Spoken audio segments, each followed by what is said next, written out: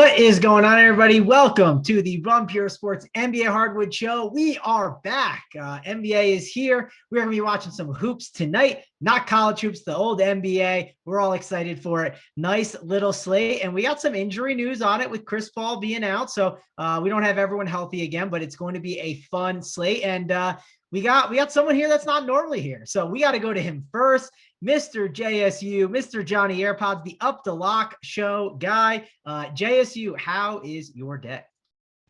Yeah, it's good now. I get to hang out with my boys on the early show. I don't normally get to do shows with you guys, so good to be on. And yeah, it's a little weird doing a show this early, though. I will say it's still light out over here. Like I'm used to it just being dark out, and later with all the news and being able to kind of answer all the questions for everyone. But, we're going to have to pick through this slate because this slate's interesting. I don't think it's one of those slates where 7 o'clock comes and you just close the laptop and you're all done building. You're going to have to keep that laptop open, man, going for a little while, I'm thinking, on this slate, because we got some later games that we're going to need some news on, I think. Yeah, I'm definitely excited to kind of break that down with you and get everyone's thoughts on it, because it's there's different opinions on how things are going to go. I have a wager with DC. We might actually get the news on the show. Hoop, will go to you next. You are a 0-time FSWA award winner. Wanted to congratulate you on that, and wanted to get your thoughts on, will Rajon Rondo start? Will he start today? Because that is the question. I have a bet with DC. I got 3-1 odds Goodwin is starting over Rondo. Who do you got your money on? Goodwin. I mean, I think he's the guy that's going to start. I mean, he started in these scenarios, I think, basically all season long. So yeah, I think you're on the Goodwin side, you said? I'm on the Goodwin, and I have 3-1 odds. That's what I have also. That's crazy. Yeah. I mean, I kind of just projected him to be the starter. So good for you. But yeah, excited to have JSU on the 4:45 Eastern show. He's been a staple on the Up to Lock show. We have some changes in our schedule coming out here after the All-Star break. You're going to see some different faces on the free show, some different faces on the Up to Lock show. So that's definitely exciting. And yeah, we open up with a 7-game slate. And obviously there's some news. I don't think it's anything all that crazy. But from here on out through the rest of the NBA season, I mean, you can anticipate quite a bit of chaos. It's been the case obviously all season with COVID, and it's not going to slow down here after the All-Star break. We always used to joke, years ago, March NBA DFS is the most hectic DFS sport to play. Well, that's kind of like NBA DFS all year round. So it's going to be a crazy finish. And like JSU said, most of these slates, I mean, and today it's going to be one where you're not going to be able to just, shut down that laptop and go to dinner with the family. You're going to be grinding it out. So makes it challenging, but there is a pretty big edge, obviously, if you stay on top of the news. So looking forward to getting a hot start here out of the gate after the All-Star break.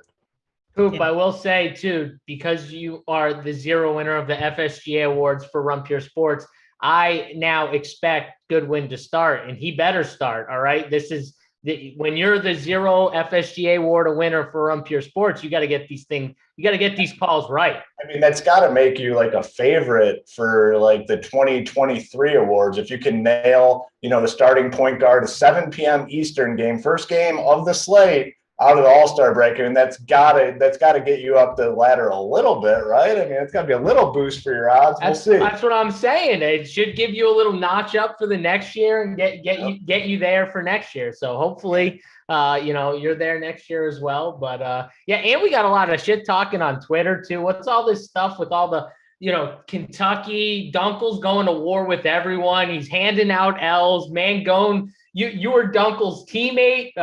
I was never soulmate, whatever you guys were, and then you broke up on Twitter. Who? Mango just broke up with Dunkel on Twitter. He didn't want to be teammates with them. I don't get it. Jason, you have to be together before you break up. I've never once teamed up with anyone in basketball. The only thing that's ever happened is Mikey thinks he's James Harden for some reason, which is the saddest thing I've ever seen. And he said, I'm going to play with Mangone and carry him versus JSU and Dunkel. And I said, Mikey, I'm out. I'll play, but there's no money being wagered on my part. I will happily be your teammate, but I will not wager any money or talk any trash because I will not win that one. And I had to correct Joey Work.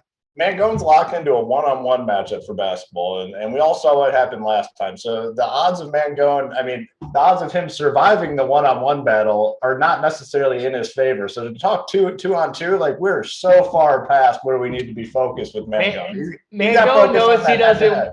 He knows he doesn't want that 2-on-2 smoke, though. He's a smart man. I'll take Mikey's money. Mangone can still play. I'll still take Mikey's money, though. Mikey, you let me know, buddy. Any amount you want, I got you. I'll match whatever you want.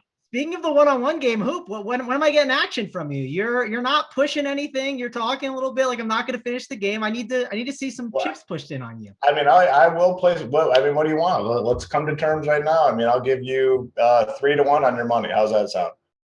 3-1. Can I get 4-1 or no chance I'm getting that? 3-1. I said 4 last time. I think 3 is a fair number. I mean, things could pop up. I mean, injuries. I mean, we're not, the most athletic type people. Some of us are, others are not. I don't know what sort of shape Rubio's in. Last time out, he looked like he was in pretty good shape. There could be slight decline. He's getting more serious with the old lady. So, you never know the condition that he's in. I think 3-1's fair. I mean, if you want it, it's on the table. All right, I'm in for 3-1. We can discuss in the DMs the price. Put out a number. I want you to be held accountable here on YouTube. Oh, I'm definitely. Well, I mean, are we picking the number too as well? Yeah. All right. Let's see. I'll do it for. You can start light and then adjust if you want. I mean, we don't have to go heavy. I mean, I'm down to put 1K on it on my end if you'd like. Okay, 1K to 3. All right, let's do it. But now I do have a little insider info on Mr. Rubio because he made his way to Big Tony Niehaus to pick up his gear earlier today, and I heard through the grapevines that Mr. Rubio wanted to play Big T himself on his home court. Oh. Didn't go very well for Mr. Rubio, I will say. I heard it was a 21-0 bashing by Big T. So I know there's a big size difference. Claims he's ready to roll. Like Big T claims that he is. I mean, I believe he was at the gym. Not only he plays in a Monday league. It looked like he was out there on Tuesday as well. Like he's taking this much more serious. The matchup with title. So, I mean, Big T's, I think we're going to see better performance from Big T. But, I mean, JSU, you didn't see, I mean, the condition that Mango, I mean, literally, if there was a stretcher available, like we would have had him on the stretcher rolling him off the court. It was that bad. So I heard about this. I didn't see it, though. I wish I saw it in person. But I will say, like, Mangone, just like Tony, knowing what he's going into coming in has to be knowing that, saying, okay, I gotta do something so I'm not rolling out in a stretcher again. So I believe Mangone's going to at least put in a better effort that way. I don't think I'm going to have to revive him. A little better. I'm not going to lie. I do expect to see something a little better from Mangone, but hey, it's only a few weeks away. We'll see it all play out. I mean, Big T is not the planning type. So, he's going to get this all organized, I'm assuming, at like the 25th hour when everyone's already on the way. So we have Uncle T, though. Uncle T is trying to get all this organized. So we'll see how it all plays out. Hoop, don't let him fool you. Amber's in the background. Mrs. Niehaus is in the background. She's getting things done. What do we need? Let me know. So we know who's really getting everything rolling. Speaking of that, Mrs. Big T is taking the lead here with the gear on the website. So I know a lot of people have reached out wanting to purchase gear. Amber, Mrs. Niehaus, Mrs. Big T is stepping up to the plate to get the gear available, the good stuff, on our website. So that should be coming out relatively soon. So that's exciting. Mangone, we got someone in the chat. His name's Tommy David Walker. He says JSU can't hoop for sure. I think Mangone see me play. I don't think Hoop see me play ever. But Mangone, what do you think? Can I hoop a little bit? You can. I can confirm you can hoop. I remember when I played against you, actually, and I'm definitely like able to keep up with people defensively where I can be annoying. And when I played against you, I was like, I didn't have basketball shoes, so I wasn't packing my basketball shoes to the RG party. I'm not that serious. And I was like, gosh, I need basketball shoes because you're quick. I mean, I could definitely keep up, but it was definitely frustrating. And our team did not have the guys that could actually stick on you was the problem too, as well. Your shoes were definitely not basketball ready, no doubt. And you may have fallen at one point because of your shoes, or a little bit of your shoes in my dribbling, but hey, it's cool. I'm just saying, I'll take anyone at RPS. I'm not afraid. I'll play Big T. I don't care about his size. I'll play Title. I'll play all of them. I'll play Rubio. Rubio is talking shit to me. So I got Rubio after Mangone does. Rubio, I'm coming for you, buddy. Don't worry. I heard all the smack talk. You were in my DMs too, letting me know. I'm going to take your ass on first. Then I'm coming for the winner of Title and Big T. I want that smoke after. Yeah, well, maybe I'll play the loser and then the winner. Now that we finally have a line set, if anyone would like to wager with me, happy. The DMs are open. I got K Falik saying he was going to bet on me, but now he doesn't know with my baby face. So that's hurtful. We got the producer in the back saying that he's going to bet on Rubio. It sounds like he was talking some trash. So slide in. It's always open to DMs. I'm ready to go. So if you guys want official line, it's been set. I mean, there's been action wager on it 3-1. So if you want in, it's 3-1. If you want to bet with someone else, you can negotiate. But I think it's a pretty fair line. The real question is K Falik showing up? Because, I want to see some K Falik on the court. I want to see K Falik, but that water filtration business, it might be booming. Yeah, that's true. Yeah, you can't be troubled. Maybe he can let us know in the chat. K Falik, let us know if we're going to do that. Yeah, I'm definitely excited for it. Should be a really fun time. I don't know what else. Anything else, JSU, or should we dive into this slate? Break it all down. I'm gonna bet on my guy Mangone. Maybe I'll peel some K Falik bucks. Hoop already got one in with Mangone. Maybe I'll peel some K Falik. You can slide into my DMs. I'll take Mangone at 3-1. You give me 3-1. Big T tried to make it happen last year. I mean, he took Mangone. I had Rubio. It was a straight up bet. It didn't work out well for him. I know you have faith in your boy, but I mean, there's going to have to be some sort of miracle. I'm telling you. But hey, if you want to go in, you can. Listen, I'm playing the odds right here. Big T smoked Rubio. Rubio's talking shit to me. Mangone, no one's backing Mangone. No one's giving him any love. I got to put a little love on him. Listen, we'll see how much I throw on it. I want to see what K Falik slides in with. So I'll let you know when he slides in here. Let me know, Falik. I know when I hit the game-winning bucket who I'm pointing at. I'm pointing at Hoop. I'm pointing at all you guys. I'm going to give you a nice little wink. I'm going to do it all. We're taking Rubio down. Entitled, don't think I don't see you in the chat. I see you. You can. I'll take you on right after I finish with Rubio. You'll be my next victim. That is the matchup I want to see. Is Title? I'll tell you right now. Title will not wear me out. Like he may beat me. He will not wear me out though, like he did to Big T, where it was literally just Big T had nothing left and he was younger and he won. He's younger than me, but he's not that much younger than me. So Title, I'm fine playing you, buddy. I'm in shape enough I haven't played basketball in a year and I'm in shape enough to play you. So I'm ready. It's going to be a lot of fun.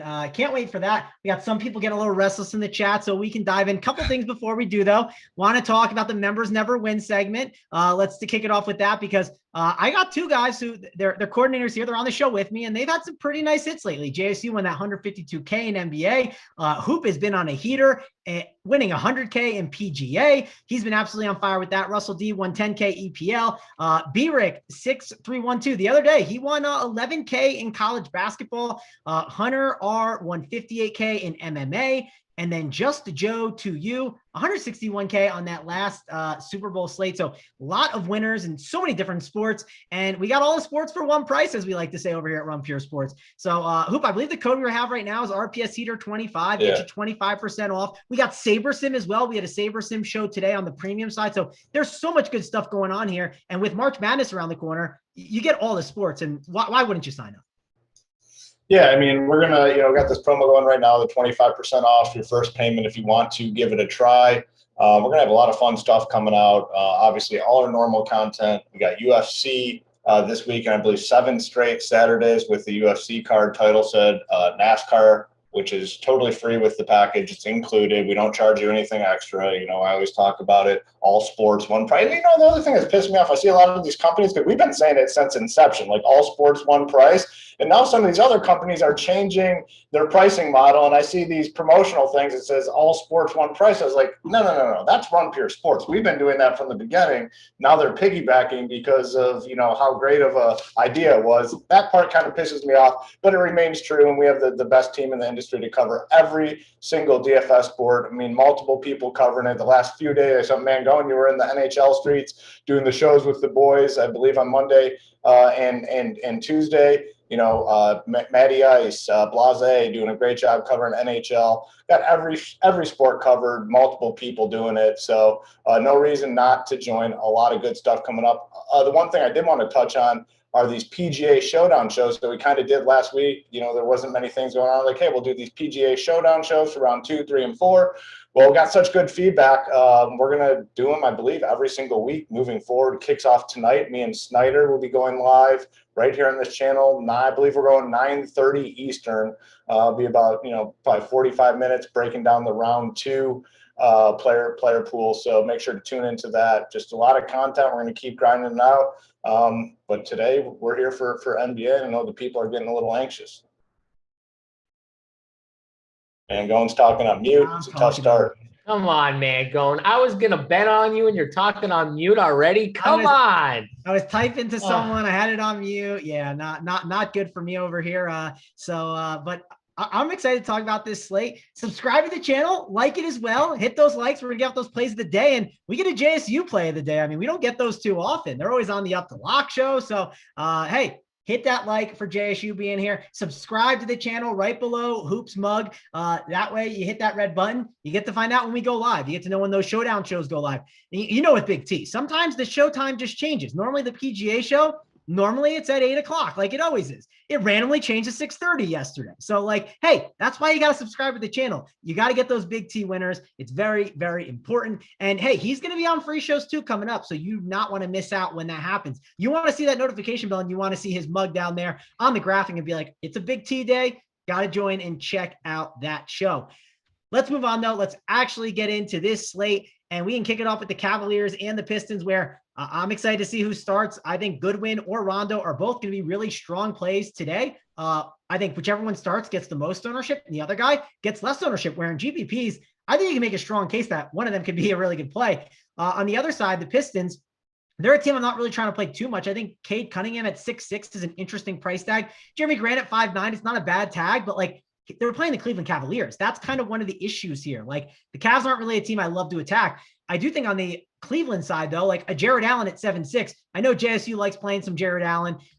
He's definitely an option that they're going to need his size, and he's going to play a ton. I think he's in play. Kevin Love at 6'2". We know what he can do on that second unit sometimes. We know what the ceiling can be. And at 6'2", he still can have a nice ceiling. JSU, let's go to you first, actually, because I know you like to play Jared Allen. He's 7.6K. I don't think he's a sexy center option on this slate that everyone's going to. But in tournaments, I wouldn't be shocked to see him in your core plays here against the Pistons team that gives up a pile of fantasy points.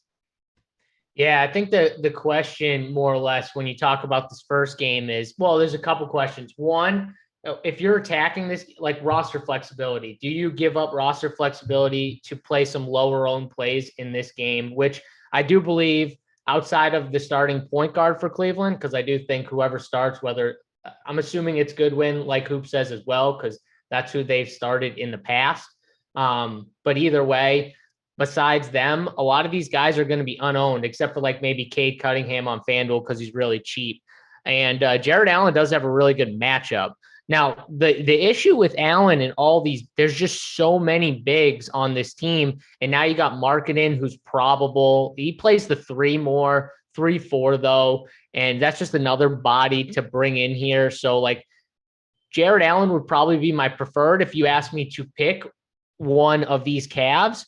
But I'm not in love with rostering these guys when all three of them are healthy, speaking with Mobley, Love, and Allen, especially against Detroit, where that coach is kind of it seems like he's almost mailing in a little, where it's just he's rotating these guys and the rotation's just a mess. He's playing all these different dudes. And it's the Cavs might just beat them down even without Garland and LeVert. I know their offense has been bad without them, but this Detroit team is really bad. So if I did play someone, it would be Allen, but I think I'm going to probably be off this game more for the standpoint of roster flexibility, with any type of news that breaks or something a little bit later. I want to be ready for that. So not a game I love.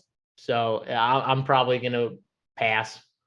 Yeah, it's definitely not a game that I'm in love with, but there are some options that you can consider. It's worth mentioning too. We got a little bit of a delay between the games, right? You're not just shutting it down right at 7 and watching the games. Like, there are going to be some news that can come later on. And it's like, we got a 7:30 game. Then we have an 8 o'clock game, not just one 8 o'clock game. We get 3 of them. And one of them is going to obviously be with that Chris Paul news, which that can be important. I think we expect Aaron Holiday to start, but you just never know. So there is some flexibility that's nice to have on this slate. Hoop, let's go over to you. I feel like you're going to kind of just not love this game. Maybe you're going to get a stab at like whichever point guard starting on the Cavs, but this isn't really a game I love to take, but it is the Pistons, and you've watched them for many years. They give up a lot of fantasy points.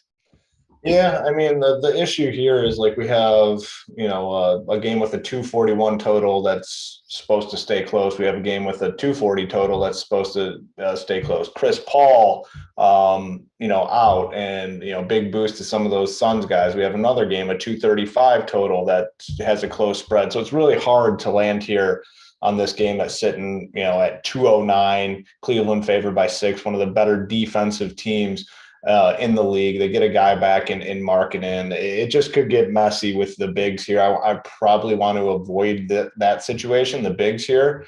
Mobley at 7K, semi-interesting. I mean, these guys would be like last guys in type plays, not building blocks. Whoever does start though at point guard, I think is a strong play, whether it's Goodwin or Rondo. I think it is Goodwin. And if it is Goodwin, I'm pretty scared with Rondo. I mean, we've seen that whoever starts in this role gets a majority of the minutes. I mean, I could see Rondo, if Goodwin starts, not playing a ton here. So I want whoever starts. If it is Rondo, he's a great play, but I like your 3-1 bet with Goodwin being the one who does actually start.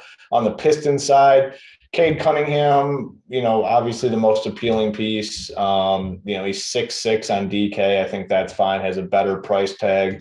The FanDuel tag is 6K. So, better on FanDuel, but I think okay on DK. Again, a guy that would be a last guy in. I'm not going to build around Cade Cunningham here against this Cavs team. Jeremy Grant at 5'9". Okay play. I mean, just not anyone that I'm going to have in as like a core play, but, last guy in. So a lot of last guy in type plays here with the exception of whoever starts at point guard for the Cavs. I got a specific question for you in the chat, Hoop. RPS Goat, he says, no Okoro love. So give me your thoughts on Isaiah Okoro on this slate. We've talked about it like so many times. I'm literally still traumatized from it was the first game, right, of the season last year. It was like right out of the gate. The guy played 42, 43 minutes with overtime and got 5 fantasy points. I don't think I've clicked the name ever since. I'm sticking with it, not playing Okoro. I don't think you need to do it on this slate. The only argument you can maybe make is like he's 3.3K. If you think you need a value play at like a small forward spot, maybe it's not the greatest position, or a shooting guard as a full punt, maybe, but that's all I got. I got nothing else to say on that. JS, you agree? Like no Isaac Okoro and just move on? No. Yeah, no, we can't do Isaac Okoro. It's going to be interesting though with this slate because, Cleveland Markkanen helps a little bit, but they have they don't have shooters. You know what I mean? Shetty Osman's going to come off the bench and he'll chuck. But like, the more I look at it, it's like Kevin Love might have to be thrusted into more time just for the standpoint that they need more guys that can spread the floor. Because if you're Detroit and you're coming in this matchup, you got to just be thinking like, all right, if we can somehow, keep them from scoring a shit ton in the paint and we can force them into outside shots, like that has to be plus for them, defensively. So Markkanen, Kevin Love, they're probably going to have a lot of opportunities to shoot outside shots. So I'm going to amend my no one from this game with, I think Kevin Love would probably be my favorite guy over Jared Allen. And Rondo might need to play more minutes. They might need him out there for his leadership and a guy who can make plays. So I would probably have more interest in him as well, just because thinking about the way they would need their offense run. If they're not, getting good looks offensively, it's going to be more Rondo coming in and, getting everyone in the right position. He's one of the best like floor generals in the NBA, like him and CP3, one of the smartest basketball players definitely in NBA still. So I think Rondo and Love would be the two guys, because I could see them struggling offensively to start, and then Rondo coming in and kind of getting the ship steered in the right direction, which could lead to more minutes for him. So, well, we'll see on that. But yeah, I'll look at those two guys for sure. Yeah, and Love is also 5'4" on FanDuel. So I wanted to mention that. That's a pretty nice tag over there on FanDuel rather than DraftKings, but I think they're both good tags. Even on DraftKings, I think it's good, but FanDuel is just even more appealing. Let's move on over to the next game. 7:30 game. We got the Celtics. We have the Brooklyn Nets, and the Nets, they're definitely a different team right now, obviously. We've been kind of playing them a little bit. Seth Curry has been an option that I've been playing a lot. He's been pretty good. He's still 6K. He was like 5'7" before the break. Still a pretty good tag. I don't mind him. Patty Mills, I think he's fine, but he's pretty points dependent. He can definitely get the job done in tournaments, but I prefer Curry over a Mills. I think Bruce Brown starting, I think that's really good for him. The only thing I do worry about a little bit is like, when you see like Kessler Edwards starting, I think it's better for Brown. When like James Johnson started, I think that hurts him a little bit. That was something last game I noticed. And I think there was someone else who was out. I think it was actually James Johnson who was out. So he should be back. He's definitely an interesting value on this slate. And then Andre Drummond at 6'3", like, I know center, like we're going to talk about Watford. We're going to talk about Jokic, good plays, but there are some good mid-tier centers. And I know it's not the easiest matchup against Time Lord, but Drummond at 6'3" definitely can get the job done at like not a lot of ownership. Problem is on the opposite side, Robert Williams is there, like I said, and he's really good defensively and he's been playing great. I don't know if I want to pay a 7.4K price tag on him. That feels like a lot. And some of these other options, it just doesn't feel like I want to go there with Derek White being back. That's one of the concerns. JSU, are you concerned about playing some Celtics here with Derek White now in there and some prices up? And also, what are you doing with these Nets? Because I think this is one of these teams that they're going to be in play for like the next week, because I think some of the prices are not adjusted yet. Yeah, I mean, it's tough to really look at this game and love picking on the Celtics, right? Like how good they've played recently, especially defensively. Time Lord's back for this game. I don't love it. Now, if you told me like, hey, JSU, I guarantee you this game stays close. Well, yeah, like Jason Tatum's probably going to crush in that scenario, or Jaylen Brown, like one of those guys probably does crush. Time Lord probably crushes. You know what I mean? Like there's probably some good plays in this game. I don't see it. Like I don't see it. I don't really want to pick on Boston. Boston's just been so good. And Brooklyn, you talked about Drummond. I think this is one of those spots, though, where, like, if the game were close, I think they would need LaMarcus Aldridge to play a little more than Drummond, because I think they'll need his offense. It's probably not something that's talked up a ton, but they lose Javon Carter. He's off the team, and you'll say, what? Like, that's just a guy who was taking guard minutes, but he was, like, a guy who they were using a little bit in certain spots. And that's probably to the benefit of like Cam Thomas right now in this situation, where we've been watching Cam Thomas play consistent minutes too, right? Like 28, 30, 26, 32, 36, his last 5. But like, I think he gets a little bit of a minutes bump with no Javon there. I just hate that he's like 5'8", but I do think he would be like the net I would look at. I think in the end, Boston's just going to beat them down. You know what I mean? Like James Johnson, didn't he start last game? Didn't he start last time they played the Celtics? I don't remember. Do you remember who? I think he did. I think so. Yeah. I think they brought Kessler Edwards off the bench. They could do that again. I mean, he's 3'5". I would assume the reason why they did that is probably for, a little more like defender, like veteran against like Tatum or Brown and, stuff like that. So that's something possible they could do. But both these early games, like they're probably games I'm going to be lighter on just because of the way the slate shaking out. And like, again, the Celtics are one of those teams right now. They could just blow the doors off this Nets team. And I wouldn't be shocked. No one would be shocked. So I'm not going to pay these heavy price tags for the Celtics, and it's going to lead me to probably being off the Nets as well. Yeah. And if they do blow the doors off them, well, I mean, you know what Nash will do. He's just going to spread the minutes out too much. It's not like it's Nick Nurse and you're like, okay, I still feel fine about the guys that they're playing. That is one of the concerns here. Hoop, how about you? Are you going to stay away from this game? Are you going to get exposure to it? Because you can make arguments these Nets guys are good plays, but the blowout is kind of a concern. These Celtics have been playing great defense, and I don't even know that -9 line. It still might not be enough with how great this Celtics team has been playing, as crazy as that sounds. Yeah, like the Boston Celtics over the course of like the last month have kind of turned into like the Utah Jazz for me. How I feel about Utah's team. When they're at full strength, I don't want to play really anyone on their team fantasy-wise. And you really don't want to play the opposing team because they play such good defense too. And yes, they could absolutely just smoke them here. So I definitely won't have any Boston guys, especially if there's like news we're still waiting on this slate. Like there's no way you can like consider Boston. So I probably won't either way. But if we're still waiting on some news, because this is the standalone 7:30 Eastern game, you could, hypothetically just be super light on these first two and then backload where we have a lot of really good games. So no Celtics on the Brooklyn side. A couple options, like if James Johnson does start 3.5K and it's looking like we're not going to have a ton of value on the slate, sure, I'd be fine with James Johnson. I'm probably fine with him either way as long as he starts. Seth Curry would probably be my second favorite at 6K. Like he's the guy that's going to kind of be running this offense until they get their guys back or are on the road where Kyrie can play. But he is 6K. It's not like a cheap price tag.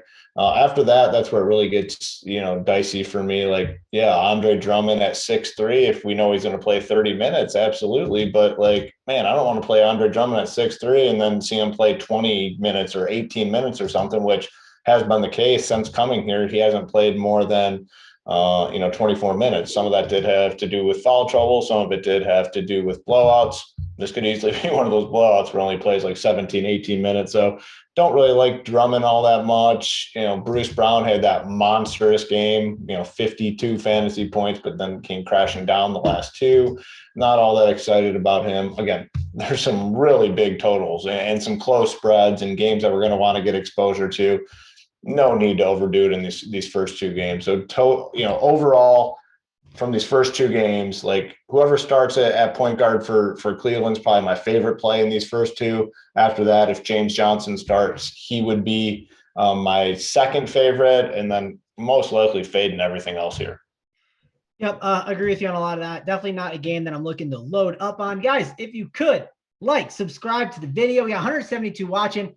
Or it's not 172 watching. We got 172 likes, 475 watching. So let's get those likes up. Also, subscribe to the channel right below Hoops Mug. Get a nice little red button. Hit that right there. It's definitely helpful. That way we can just watch all of the shows that we have on Rump here. Get notified when we go live.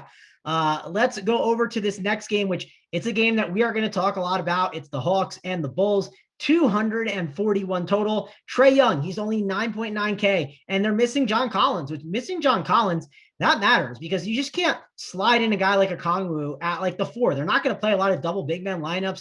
I think Capella and Okongwu are still going to kind of eat into each other, but they're still good plays and there's still good rebounding opportunities for them. But it's really these guys that play from like the 2, the 3, and the 4. It's Gallinari, it's Hunter, it's Kayvon Herter, Bogdanovich. I mean, there's a ton of these guys that could easily crush here. My favorite right now, I think it's going to be Herter. I like the opportunity he is here. He's in a massive total where not a lot of defense will be played and he'll be shooting a ton of threes. So I like Herter a ton here in this spot. And then on that Bulls side, this is a team that we have been playing a little bit. And like Kobe White's only 6'7", and like I say only 6'7", but the dude has been absolutely crushing. I mean, if you look at the game logs, 36.5, 38.25, 41.25, and 50.75. The guy has really nice upside, especially in a matchup where he's going to be going up against this team that does not play a lot of defense. There's going to be a ton of points scored. Levine is an interesting spend up at 8.7. DeRozan is 10.7, which is a pretty hefty tag right now, but the dude has been just putting up 50 every game.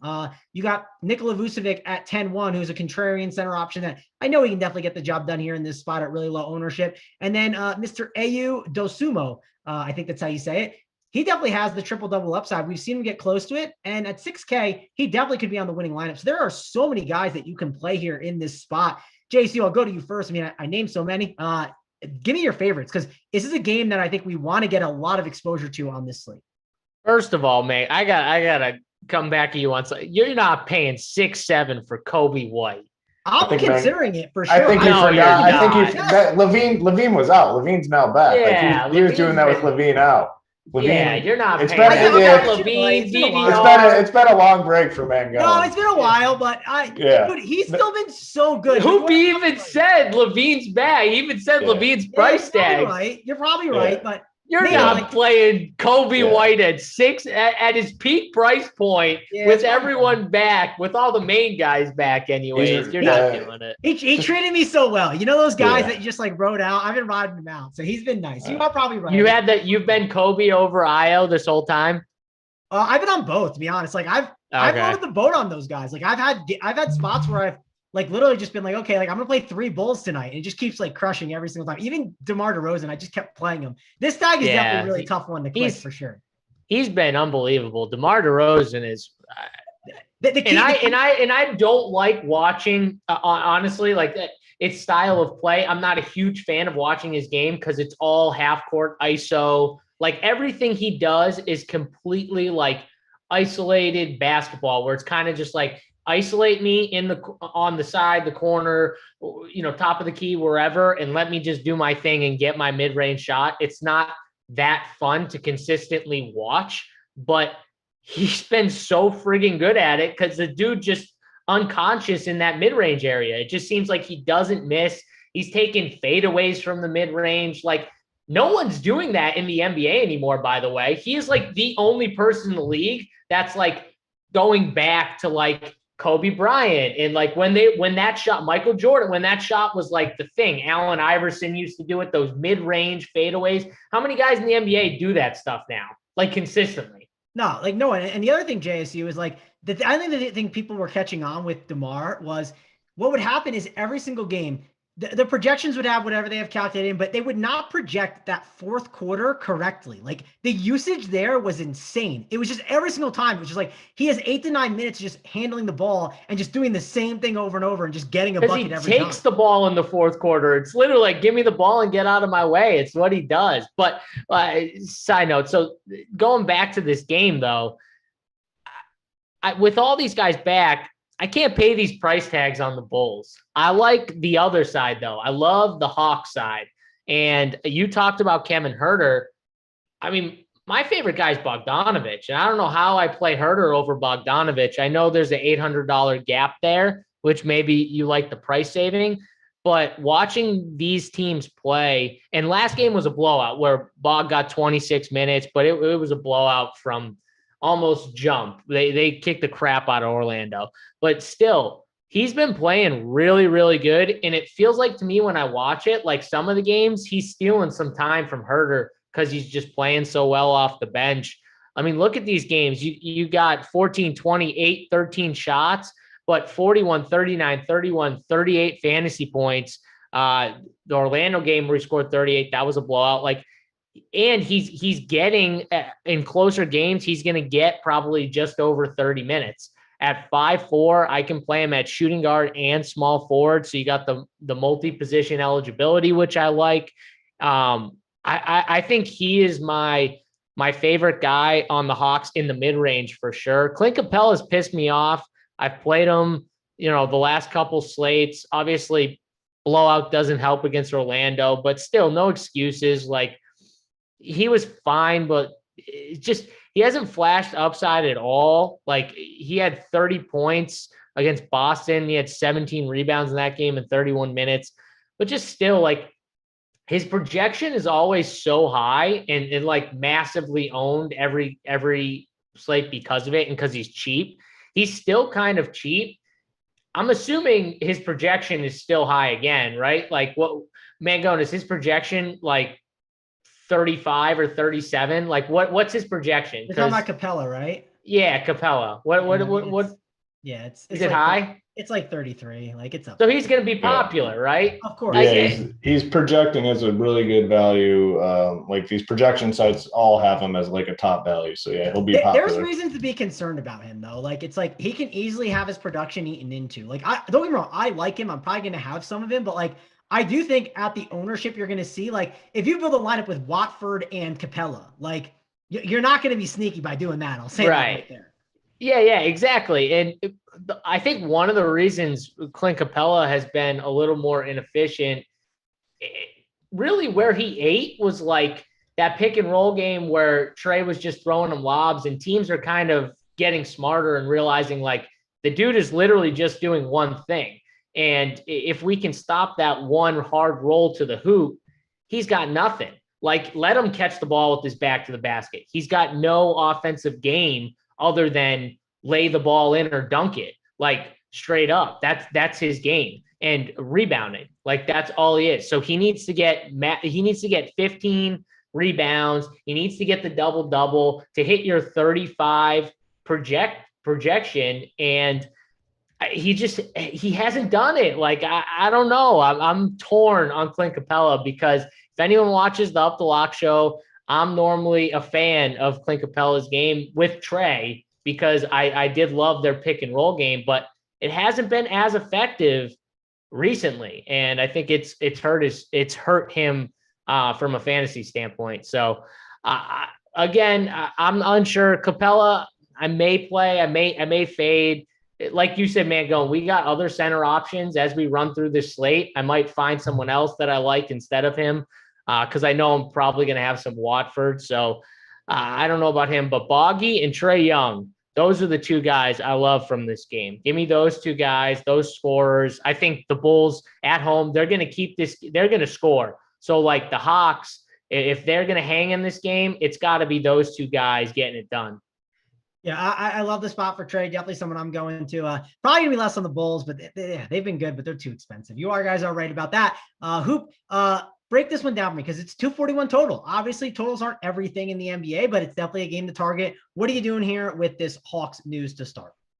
Yeah, I mean, I'm going to start on the Bulls side, because, the issue with the Bulls is they're all priced as if, like, Levine is still out, and it just makes it very tough. Like DeMar DeRozan, phenomenal season, and we've talked about it a bunch. I mean, he's probably been the most consistent fantasy producer all season long. I mean, he's a lock almost to get between 45, and 53 fantasy points, or somewhere in that range. But now he's 10-7, and that's just like an average performance for a 10-7 guy. So I don't think I can go there. Vooch at 10-1. Like, again, I don't think I can go there. We have some really good center plays. Like always, center always is pretty loaded. Got that again tonight. Hard to pay the 10-1.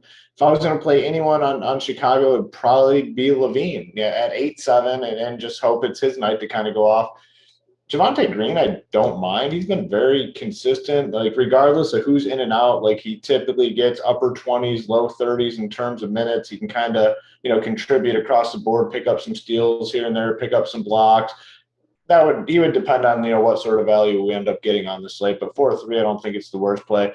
Now, the Hawks side, super appealing. And, Trae Young, I think, is one of the premier spends on the slate. Really good spot for him. He's kind of been balling out. But then you have guys like Herter and Hunter, who are going to be popular. And I think this is a good example of, cash games versus GPPs. You look at guys like Herter and Hunter, they're the ones that are going to get ownership here. People are going to see this 241 total. They're going to see Collins ruled out. They're going to see that Herter and Hunter are starting. But you look at who's been producing, and JSU hit on him. Bogdanovich has just been crushing. No one's playing Bogdanovich because he's coming off the bench, but he's been very, very solid. So I think a perfect cash game versus GPP type situation there. Capella, it's very interesting situation. I mean, Capella last year versus this year. If Capella last year was in this spot, he's a lock on the slate at 5.8K. Like, you wouldn't even think twice about it. He's going in your lineups. Hasn't been the same fantasy producer this year. I'm leaning towards playing him just because, man, like, can he continue just to have these mediocre performances? I mean, we saw this guy go off so many times last year, but it's just been mediocre. Maybe a little break, all-star break, will kick it into gear here. But, man, if at 5'8", no John Collins, I'll definitely be on some Capella. Gallinari will probably start. I'm not going to play Gallinari. So, definitely more interest in the Hawks side than the Bulls side, but it should be a really good game here. 241 total, 3-point spread. That's what we like.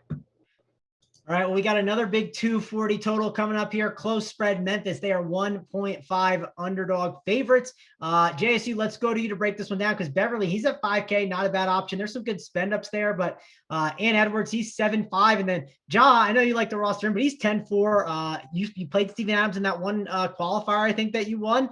And he's at that tag at 5.6. That's a nice little pivot off Clint Capella. Are you going to some Steven Adams over Capella tonight, JSU? No, I don't like Steven Adams in this spot. Cat's going to pull him out of the rim. Remember, Cat's one of the better Top of the key shooting big men we got in the league. Obviously, you saw his 3-point on display this past weekend. The dude can stroke it. He can hit those threes. And Steven Adams, this is a tough spot, I think, for a guy like Steven Adams, because when you get pulled out of the rim like that, that's what Minnesota wants. They want Cat to hang out a little more on the outside because he doesn't have as much of a plus matchup on the post against Steven Adams because Steven Adams is a monster. He's just a hard guy to just bully. So I bet Cat does a little bit more on the outside. So not on Steven Adams. You know me, I'm the biggest Ja Morant fan in maybe in the NBA DFS community for sure. But like, I love this kid. I think he's a star. He's definitely, for me, one of the MVP candidates that probably isn't getting as much love or talked up enough. But what he's been doing with Memphis is ridiculous. 10-4, though, is a lot. I will say, though, we got a ton of value on this slate. I can't say for certain that I might not play some Ja because I might get stuck in this range where I spend up for guard. And I do love Trey is the other problem. So I think on my non-Atlanta team, because I'm going to have two teams on DraftKings, on my non-Atlanta team, if I play Trey on one team with like Boggy, I might go another route. And for me, it could be a conversation of like Ja Morant and, you got Steph up there. So for me, I might choose Ja over Steph. But, we'll see on that. So I'm not going to say no to Ja. But I'm not in love with like the Minnesota side. I don't know. Anthony Edwards might get some love. Like when all three of those guys are in, I normally don't roster these guys on like unless it's like a small slate. Yeah, it's tough to roster those guys because one of them can like bring down your lineups. The guy I like the most on the Minnesota side, if I have to pick, is Beverly at the 5K range. We did get news; it's for tomorrow, but James Harden's making that debut with the Sixers, so that'll be fun to watch tomorrow. Hoop, let's go over to you. 240 total, but it's not the same as the other one. I don't think you're going to be as interested. What's your thoughts here on this Timberwolves and Memphis game? Yeah, I mean, mostly agree with what JSU said. I mean, it's a great game, 240 total, but man, where do you go for fantasy purposes? Like Ja Morant, I love him as a player, I agree, but man, I don't think I can pay the 10-4. I much prefer like Trae Young over him, and I just can't see myself being able to play both of those guys.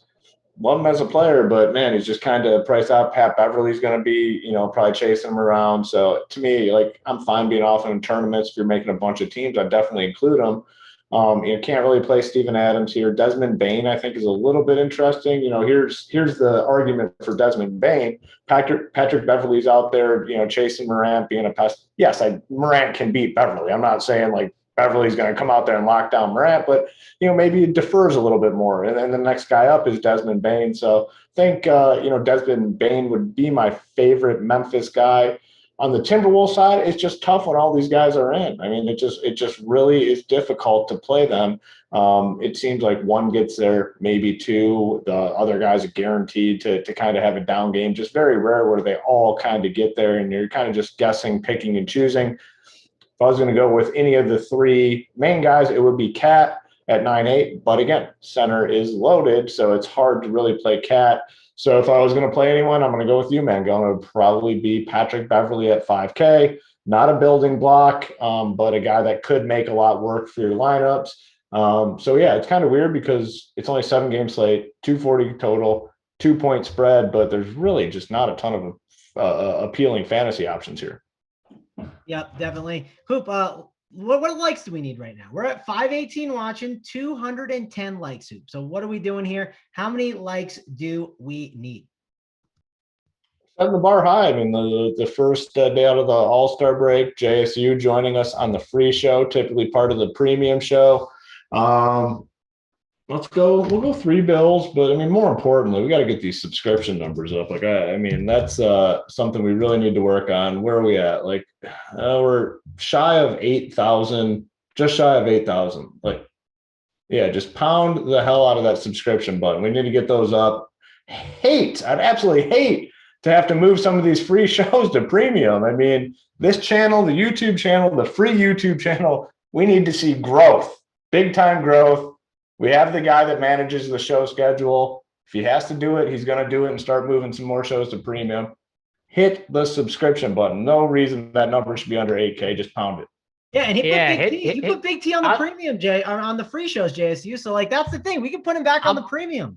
Listen, I'll throw it out there right now because I handled the schedule, but I'll just say it right now. Like, we get those likes up to 300 and we hammer that subscription thing. I'll do double duty one day next week. I'll come on both shows. Love it. I'll come hang out with you guys and let's hit that. We can hit 300. Come on. I know we can hit 300. So I'll put that down right now. I'll do double duty one day next week. Come on both shows if we get that number, because I know we can get it and hit that. What'd you say? Who for subscriptions? We got to get. I mean, within the next couple of days, it's got to get over 8,000. It's like 7,900 and some change. It's got to get over. It's got to get over 8,000. Yeah, and Big T's coming next week, so you'll see Big T. We get that number over 8K. You're gonna see Big T on this show next week too. So I know you guys want that. So hit that subscribe button. We'll be talking gear, all the new gear out there. We'll be talking the trash talk, FedEx. I mean, it's going to be good times with Big T on the show. So can't wait. FedEx, he ain't doing FedEx no more. It's Amber's job now. Amber took over. Amber's doing the whole thing. It's true. But I like the idea of thinking about Tony doing it, right? Like getting in the car and just packing up the truck. And he was miserable when he had to go that day and just ship all the gear. He was miserable. He said he was there for like 8 hours with the FedEx lady, just setting everything up. But let's move on this last game. Let's talk about the Suns and the Thunder. 219 total here. And the big news, Chris Paul out, which means we got Aaron Holiday possibly starting. Could be Elf Payton. They could even go smaller and go like Devin Booker, and maybe they put like a Cam Johnson in there. Probably not, though. I assume it's going to be Aaron Holiday. Makes the most sense to me. And then on the Oklahoma City side, we got SGA back in there. He is at that 8.9K price tag, and there's no way I'm playing Josh Giddey at 8.4 with SGA back. Isaiah Roby's at 3.7, which like for a cheap center option, you could make the case for it, but this is not the same Oklahoma City Thunder team we were watching before the break. SGA being back there is going to mess some things up. Hoop, let's go to you first here. What is your thoughts on this Suns and Thunder game? Yeah, so obviously with no Chris Paul, I mean, Devin Booker becomes a phenomenal play. And where we talked about it in the last game, we got Levine, or the 2 games ago, you got Levine coming back. They kept everyone on Chicago the same price. Chris Paul's out and they didn't adjust Devin Booker. So Devin Booker is a premier play on the slate, probably the highest owned guy, I'd say, on the slate. Should absolutely have his way with the Thunder, do whatever he wants on the court. I think he's a good play. Now, where it gets interesting is there's going to be other Suns guys that have big games here, and I don't think anyone's going to get all that high of ownership. So I think these guys, if you're doing 150 teams, I want exposure to almost all the secondary pieces for the Suns, because I'm not seeing anyone come in with any sort of ownership. I mean, maybe whoever starts in place of Paul ends up getting that ownership. This is an 8 p.m. Eastern game. A lot of people don't change their lineup. So, Aaron Holiday, if he starts, I think is a fine play. Elf Payton, if he plays. Either way, both those guys are going to have to play. I think they're fine options. Bridges, Jay Crowder, Ayton. Guy I think I prefer the most is probably Bridges. He was getting a lot of looks, with Paul there. He plays a ton of minutes. The shots, always, 10, 11, 12, 13, 14 shots, somewhere in that range. That's only going to go up without Chris Paul. So maybe Bridges is the guy, but I do like Crowder. I think Ayton's interesting in tournaments. You want some exposure to the Suns, I think, for sure. And then the Thunder just going to be a tricky team from here on out. I mean, I don't even know what to expect. Like you said, Roby at 3.7, sure. If we don't get a ton of value, you can go there. Not paying the premium for SGA. Giddey still is now priced like SGA is not there. Unfortunately, SGA is back. And then like these secondary pieces, I have no freaking clue. All I know in this game is I want Booker and I want exposure to all the secondary pieces on the Suns. And I think Bridges is probably my favorite. Yeah, we got the chat talking about Bridges a little bit. I got some people in the chat asking, like, why we're playing Suns? Well, because this is like a great spot for him. Like, Devin Booker is one of the best plays in the slate, arguably. I mean, like, Devin Booker is a guy that's a building block for me. JSU, we'll go over to you. Is he a building block, and are you running it back with any other OKC guys? Well, I think before we even talk about Devin Booker, it's the value, right, with that point guard position. And I'm not a huge Aaron Holiday fan. On a team like Phoenix too, where let's be honest, right? If Aaron Holiday starts, right, that ball's going to be in Devin Booker's hands. It's not going to be in Aaron Holiday's hands as much. Now, Aaron Holiday will get some open looks, from Devin Booker, from the ball being in Devin Booker's hands. So no doubt Aaron Holiday could get there. He could knock down some shots. OKC, like he could get there. I'm not saying that, but it's the Devin Booker show. It's the DeAndre and Mikal Bridges. Those are the three guys that are going to get the main looks. I agree with Hoop. Like Mikal Bridges and Devin Booker, those guys are going to play like 40 minutes. They're playing the minutes. You know what I mean? Like DeAndre in, I don't mind for a tournament play because center is loaded, and I think he gets lower ownership because there's so many good center plays. And he could crush OKC inside. No doubt in my mind, OKC, he could bury them.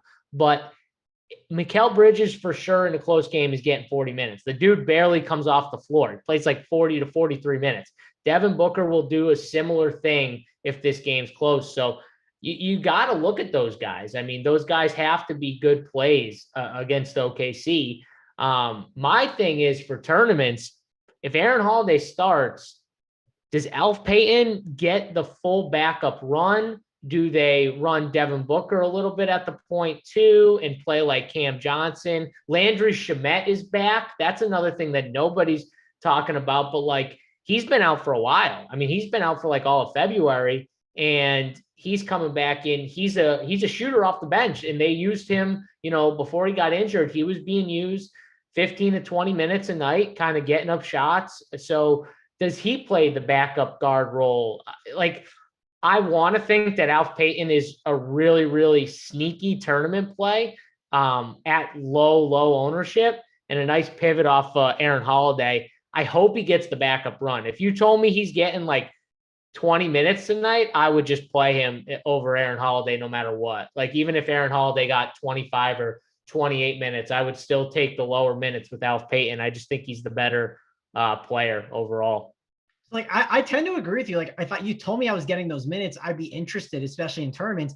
Well, the issue is I kind of agree with some of the stuff you said. Like, Shamet's there. Don't forget, Torrey Craig is someone that they traded for who's gotten a little bit of run since he's been there. So, like, there are ways where Devin Booker slides into the one and kind of muddies stuff up. And there's a lot of just, I think, ways it could go wrong for Alf Payton. So that's something I'm a little concerned about. But at that 3.4K price tag, I understand it. Tournament play, definitely not a cash game player or anything like that. And even Aaron Holiday, he could be like a good fade just because like there's other ways it can go wrong for him. Other guys that can steal the run. Hoop, what's your thoughts on fading Aaron Holiday in tournaments here? Yeah, I'd be fine with it. I mean, Devin Booker's obviously going to be the primary ball handler, like JSU said.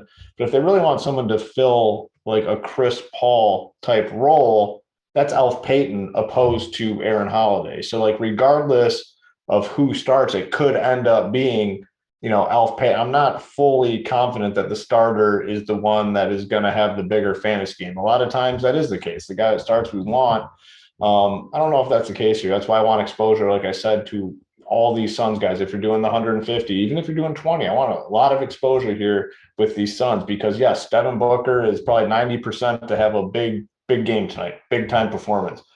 But that's not where it's going to stop. There's going to be other guys on this team that have big games. They're projected to score 116 points against one of the shitty teams in the NBA. So you want exposure to all these guys for sure. And yeah, if it is Holiday that starts, I don't mind fading him in tournaments. He's going to be, pretty popular if it is him. Remember too, Aaron Holiday, he's been playing a lot of even when he started on other teams, the two guard, right? Like in Washington, when he get those spots, he still was like technically the two guard on that team. He wasn't like the guy just always bringing the ball up, getting the offense. I'm not convinced he can play that role. I'm more convinced that coaches see him as an undersized two guard with a mediocre jump shot, like not a great jump shot, right? So like, I don't know, but he does like the other intangible things, well, probably. And he picks up on defense and probably hustles and plays hard. So coaches like him, but like, I'm not convinced he's like a point guard. Like you said, Hoop, Alfred Payton is definitely more of a CP3 from a creator standpoint, right? Like Alf could definitely get 10 assists. I don't know if Aaron Holiday's getting 10 assists. You know what I mean? Like that's just not his game. Yep. I mean, Chris Paul will go out there, and if he's feeling it from just the facilitator standpoint, he doesn't care if he shoots the ball. It's all Alf Payton is. He'll go out there and score 2 points and get you 10 assists. That's not Aaron Holiday. I view Aaron Holiday as a scorer type guy. They already have that in Devin Booker. So, yeah, I mean, if Aaron Holiday does start, yes, I'll probably be playing him in cash games tonight. But in tournaments, I think there's a strong case to go elsewhere. Yep, with you on that. Let's talk about this Nuggets and Kings game. And we got 293 likes, so people are getting that up. Hit that subscribe button. We love to see that. But let's talk about this Nuggets and Kings game. And this is definitely a game to like. Jokic is a pretty good spend up at 12.5. Just the question is, we haven't talked about Watford yet in the late game, but he's a center that's a really good value. We talked about Capella, and it's like, how many spots do I have for the center? That's one of the concerns. He's 12.5K. And on that King side, De'Aaron Fox, 8.3K. He's looked a lot better. You got Domantas Sabonis at 9K. He has definitely shown a nice little upside. And like, Dante DiVincenzo is someone they're talking about starting. And at 4.3K, I don't think he's a bad value play. JSU, I'll go over to you here. Break this game down for me.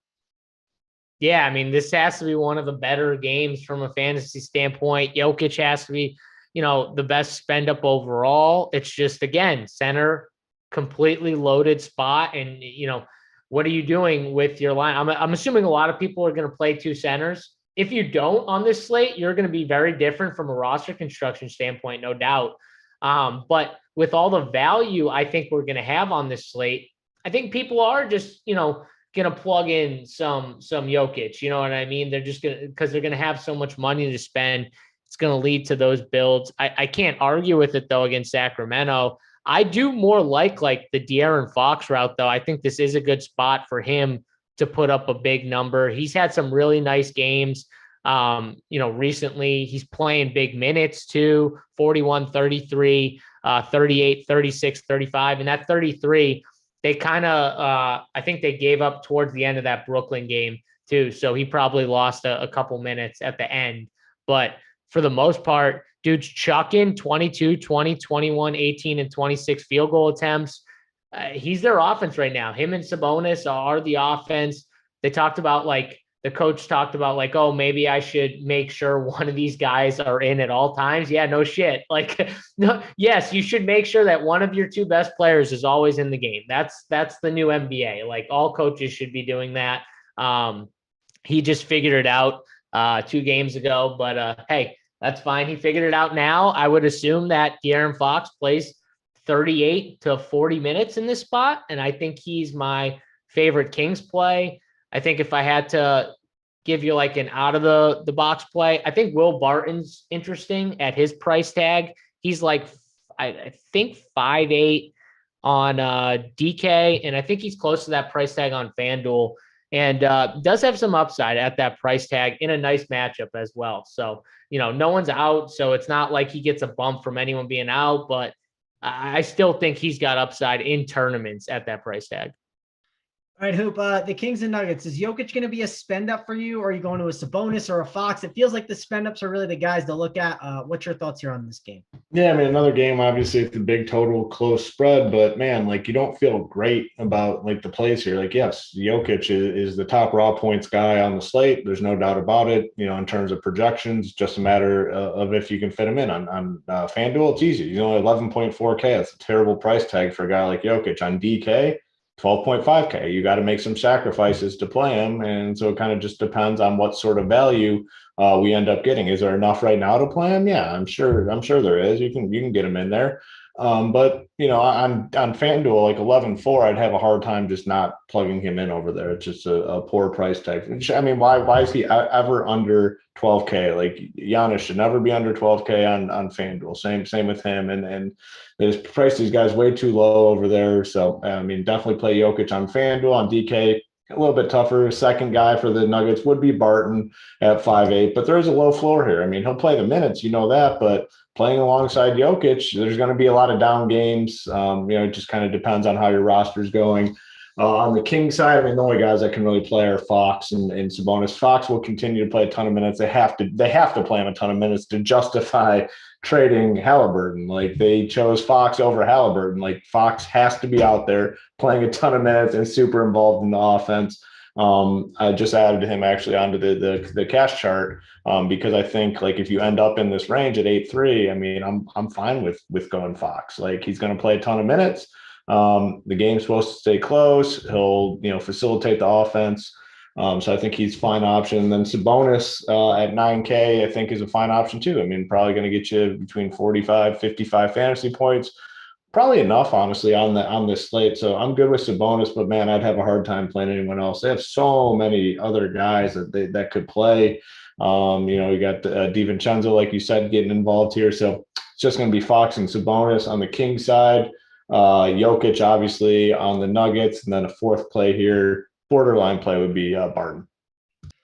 All right, let's move on over to this last game here. Let's talk about this Warriors and Blazers game. And again, the lights, they're looking good. 297, we're almost at 300. Get those subscriptions up again. Makes the producer happy, makes us happy, makes everyone happy. But let's talk about this game. Watford, he is going to be one of the chalkier options on this slate. And there's other options to consider too, like Josh Hart at 7-2. It feels like a lot, but when you take Nurkic out of there, I think that helps some of his rebound rates a little bit. And he's shown a little bit of an upside. It does feel like an expensive tag. Steph Curry, he's 10-2. And like 10-2, that's cheaper for Curry. I have not played him in a while, it feels like. And like 10-2, it's cheaper, but I still don't think I'm going there. I think I prefer Trae Young over him here in this spot.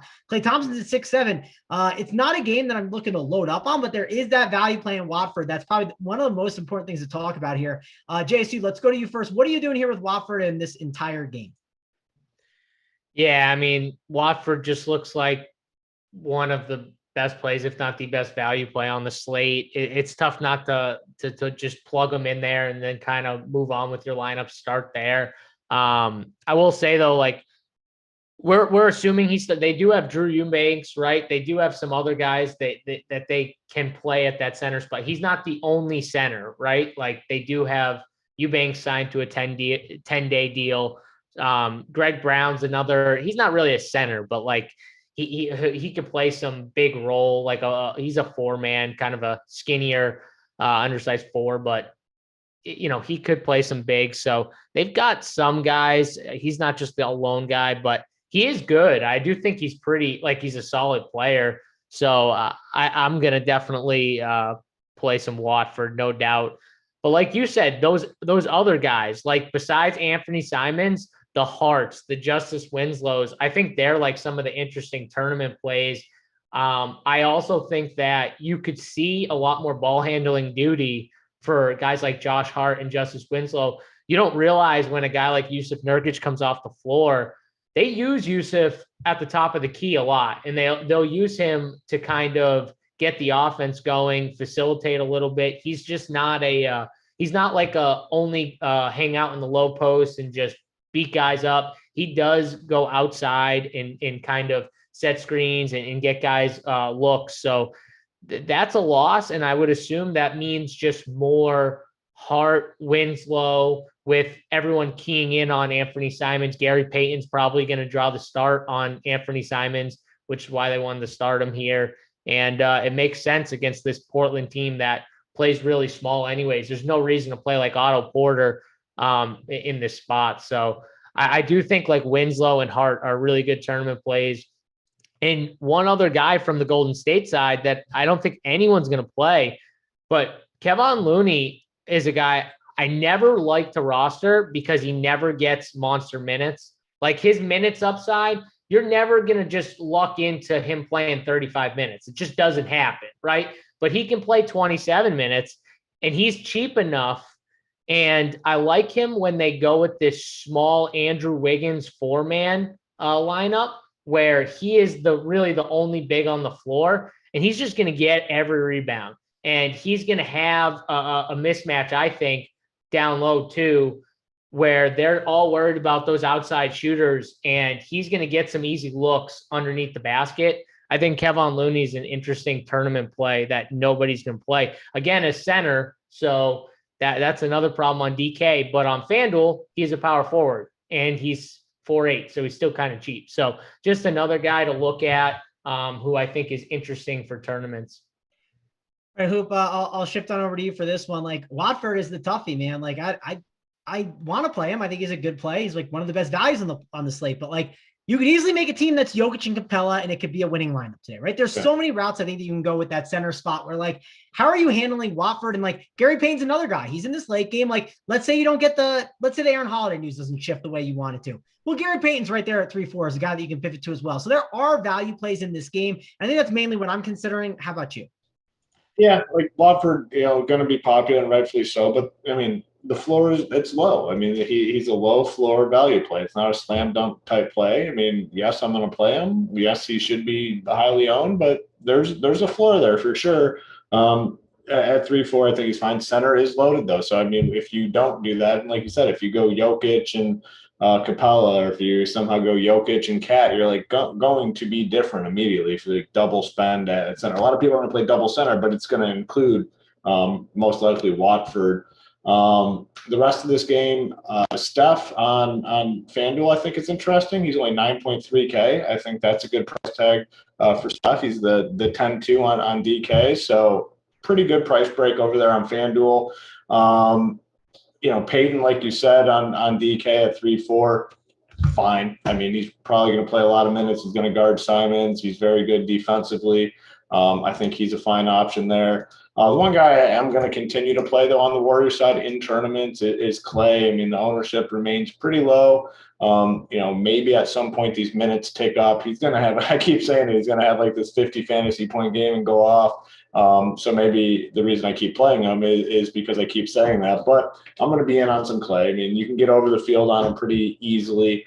On the Blazers side, I do like Josh Hart quite a bit. It was a good point in the chat by Brandon Napier. He's like small forward and power forward kind of suck on DK, and that is the case. Josh Hart plays both those positions, so you can fill up a high usage guy. Yes, you're paying a little bit of a premium. 7-2 is one of the higher tags we've seen on Hart this year, but he's looked pretty good with Portland, and this is the guy that they got in the trade. They're going to feature him, so I do like Hart. A little bit of Winslow as well. But there are some flexibilities too in this game. Like you can make some pivots, like you said. Like we know Watford's going to be very popular. If you have him in the utility spot and you're playing from behind, your opponents have Watford, you can just do a straight pivot right to Gary Payton at 3-4. So got some options in this game.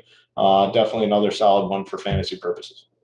And the other thing you mentioned, Hoop, is Hart. Like when you pay that premium, you also get an ownership discount too, which in tournaments, that's something you like to see. And like, you could even argue, like we always talk about this, like maybe Hart's an 8K player in this role. Maybe you are getting a little bit of a discount right now and people don't realize it. So I am curious to see how that all shakes out.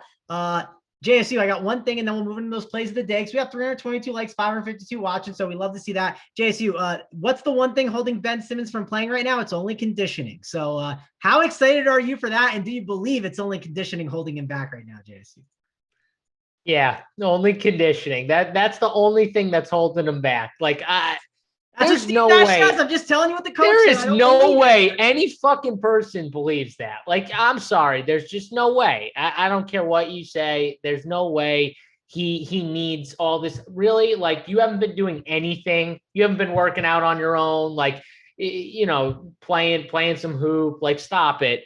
I don't believe it. I think they're trying to, like, just give him as much time as possible because they know, like, they're going to be fine.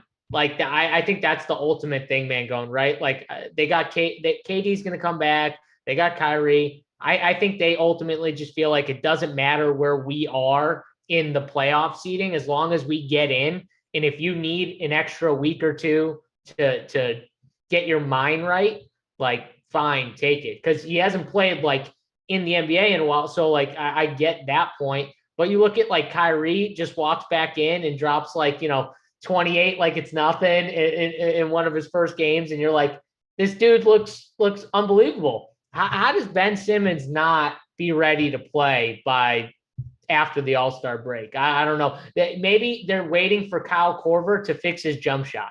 Maybe that's it. Maybe Kyle Korver they're waiting for him to fix his jump shot. Good luck, Kyle.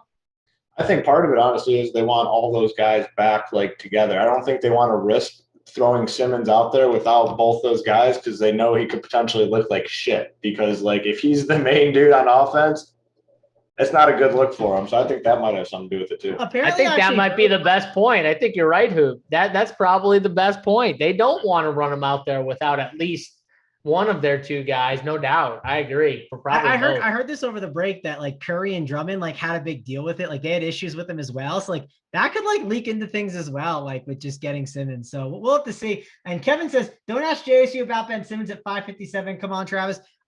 Kevin, I did that on purpose. I wanted to hear I held back, Kevin. I held back. I wanted the rant. I know the time. I saw the clock and I said, I don't care. I'm the host. I'm hijacking the show and I want JSU to rant. So I knew I'd get a good rant. Where are you Ben Simmons defenders? I know you're hiding in that chat right now. I remember you a year ago, 2 years ago, sliding in my DMs, telling me how good he's going to be in the playoffs. I remember all you guys. Come out here, show your face, say that was me. It's all good. We're cool now. Just accept the L and let's move on. Ben Simmons needed the best player in the NBA, and then I don't know, whatever Kyrie is, top 5 or 10 player in the NBA, and he might look okay, maybe.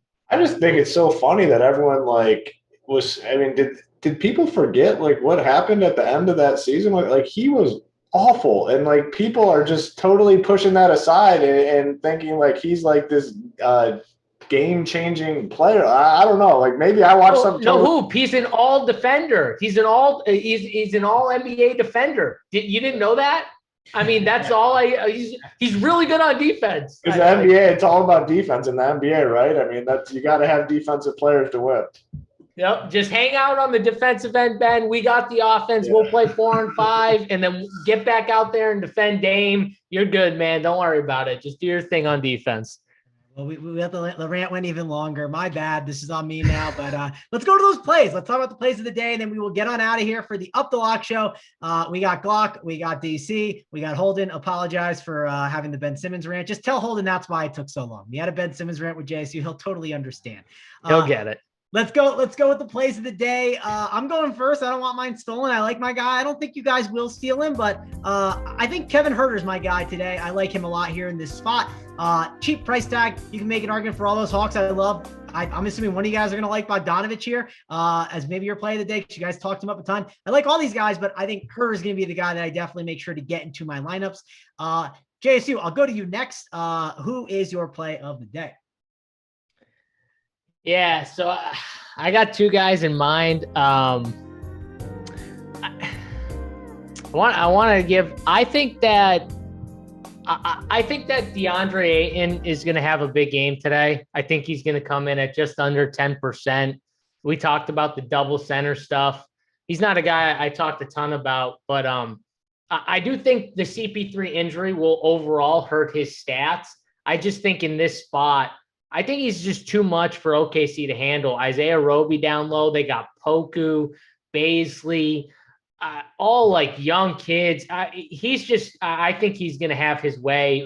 Derek Favors, or what's left of Derek Favors, like he's going to play 15 minutes. Like he's just going to have his way, I think, down low. And I think that's going to be their main offense. Him and Booker kind of getting the main offense there. And I really like DeAndre Ayton. My other guy, definitely was, I do like Boggy tonight. So that was my other guy, but I'll go DeAndre Ayton as my play of the day.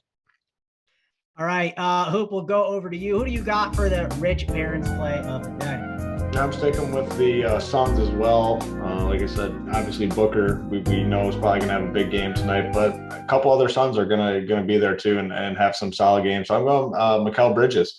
You're going to get a ton of minutes. You're going to get a ton of shots, and I think he has a chance to be the second guy behind Devin Booker in this offense with Chris Paul out. So give me Bridges as the rich parents play of the day. All right, and I just lost some bucks to DC. Rondo's starting, but that's okay. You know what? That means I get more Rondo in my life, which I'm very, very happy about. One more question. Mango just changed his play of the day. It's Rajon Rondo. Good luck, everyone. No. I will not make him. But he's as Uptown just said, free square. It does feel like a free square for sure. One more question in the chat. JSU thinks he's better at hoops than Ben Simmons. I would say we'd ask that, but instead, I'm just going to say, Simon, get us out of here.